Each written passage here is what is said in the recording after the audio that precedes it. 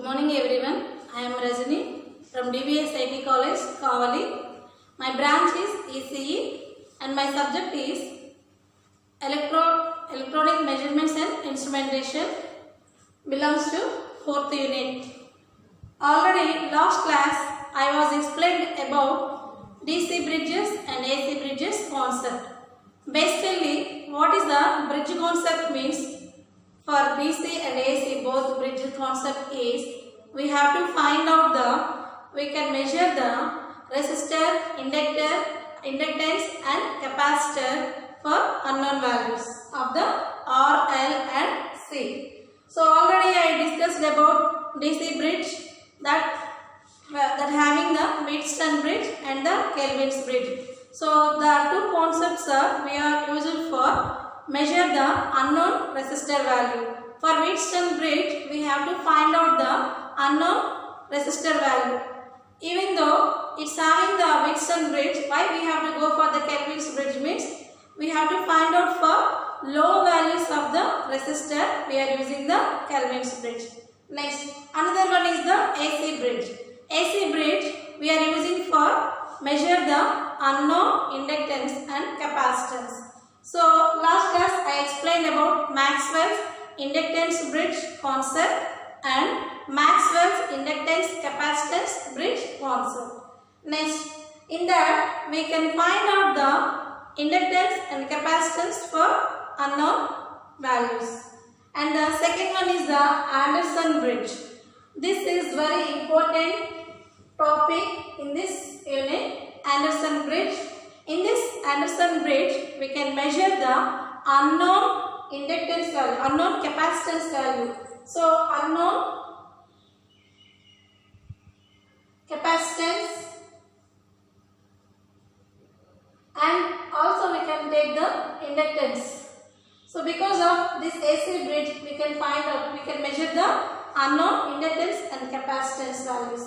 So this Anderson bridge we are using for low values of quality factor.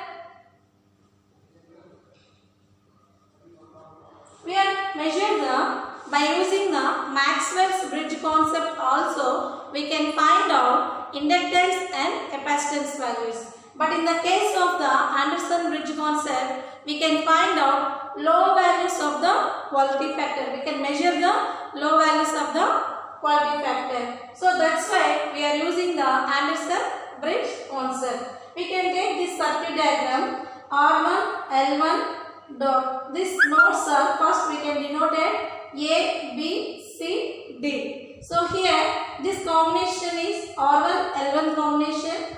Here R3 only single resistor.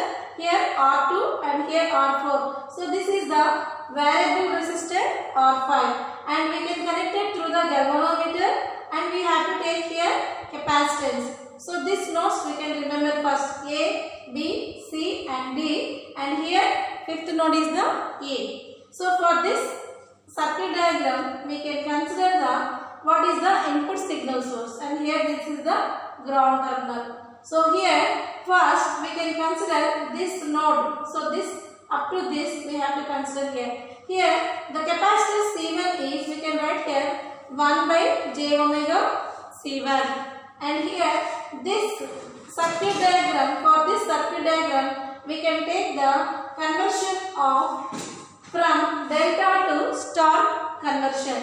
So this is the R1, R2, R3. So here R1, R2, R3. So these three resistors we can find out here R1, R2, R3. By using the network analysis, we can write here the resistor values here. Star, delta to star means for this resistor, the value R1, R2 divided by 3 combination of resistors R1 plus R2 plus R3. Likewise, we can take here. So suppose we can take this is 1, this is 2 and this is the 3. So for these 3 resistor, the equivalent values we can write here. This is the first one, this is the second one and this is the third one. Suppose we can consider these two resistors. We have to take R1, R2 numerator part and the denominator addition of R1 plus R2 plus R3. Likewise, at node 2, we can take here R2, R3. These two resistors we can consider divided by R1 plus R2 plus R3. So here also for third one, R1, R3 resistor divided by R1 plus R2 plus R3. So this is the conversion from delta to star connection. Basically, we can take the bridge balance concept. So bridge balance condition is the opposite resistor of the product will be equal to the opposite product of the resistors. That is the bridge balance condition. So based on that condition, we can write here R1 plus j omega L1. So this is the main circuit. So this is the main circuit diagram. This is the main circuit diagram. So based on this circuit, this opposite resistor is what? R1 plus j omega L1. So R1 plus j omega L1.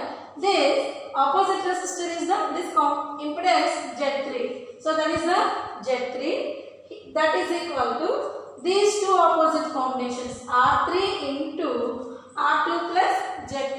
Why? Because of here we can take the impedance Z2 and Z3. For that, individually I will write here. So here, what is Z3? Z3 is the R4 plus Z3 is R4 into 1 by j omega C1. So these two combinations. So these two combinations I will write here. R4 into 1 by j omega C1. How we can consider the I was explaining last classes there. Directly we can take here. What is that condition is R4 parallel with 1 by j omega C1. So this directly I will substitute here. R4 into 1 by j omega C1 divided by R5 plus 1 by j omega C1 plus R4. So here for this we can take up to this only. What is that? R4 into 1 by j omega C1 divided by 1 by j omega C1 plus R4. But here we may be having the R5 resistor, variable resistor. So directly I will write the equation here. Okay. So individually how it will come means this combination is R4 parallel with 1 by j omega C1. So this simplified directly I will write here and we can consider this R5. So this total we can consider the opposite resistor. So R3 into R2 plus Z2.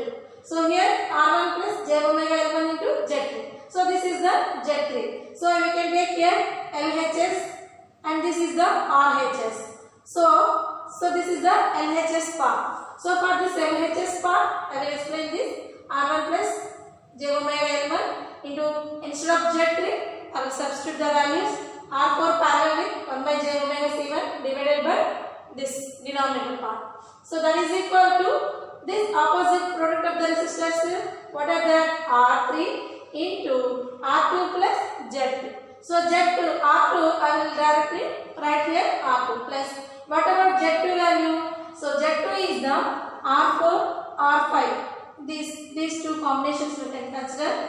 R4, R5 divided by R4 plus R5 plus what is another one? 1 by j omega C1. So this is the RHS part.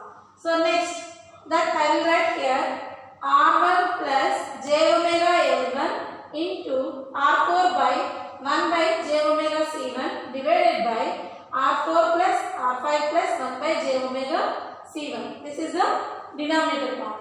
So this is LHS. This is the LHS. And what about RHS? R3 into R2 plus Z2. So R2 plus Z2 plus we can take the combination of the omega L1 omega C1 1 by omega j omega C1 and also we can take the R4 R5 resistors. So that I will write here R2 into R4 plus R5 plus 1 by j omega C1 plus R4 R5. I will take the LCM value. So denominators both sides LHS and RHS both sides cancel. I will take here R1 R4. So this directly I will multiply here R1 into R4 divided by 1 by j omega C1. So that is denominator plus second term is j omega L1 into R4. So this is the j omega L1 into R4 divided by j omega C1. So this is the LHS part. So this is LHS part. Then what is the RHS part? This I will simplify here. R2, R4. So that multiplied with R3. So directly I will write here R2, R3, R4 plus R3, R2, R5. R2, R3, R5 plus j omega C1 into R2 into R3. So this is R2 into R3 by 1 by j omega C1 plus this last term is R3, R4, R5. So this is R3, R4, R5. So that I will simplify here R2, R3, R4 and R2, R3, R5 plus R2, R3 by j omega C1 plus R3, R4, R5. So this is the RHS part. So this is the RHS part. So here we can take here LHS and RHS. Both are we can take. So what are the cancel terms here? We can take j omega C1 cancel. Here j omega C1 cancel. So remaining I will write here R1 R4 plus R4 j omega L1 is equal to, here we can take the LCM, both are cancelled and write that equation.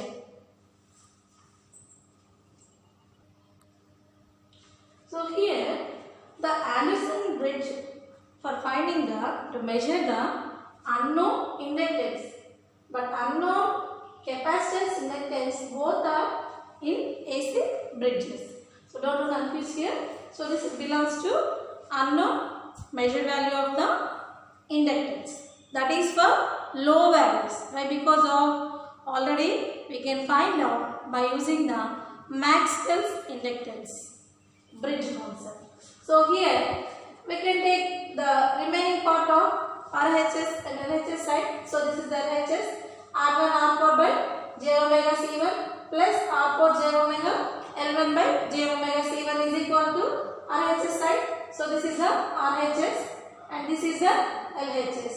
So here this j omega term cancel, j omega term cancel. Next R1 R4 by j omega C1 plus R4 L1 by C1. So that is equal to R2 R3 R4 plus R2 R3 R5 plus R2 R3 by j omega C1 plus R3 R4 into R5. So these two from LHS and RHS we can take the real part and the imaginary part. Equating real part is equal to 0 and equating imaginary part will be equal to 0. So we can consider here what is the real part R4 L1 by C1 is equal to, so this is the LHS side. What about RHS? R2 R3 R4 R2 R3 R5 plus R3 R4 R5. So this is R3.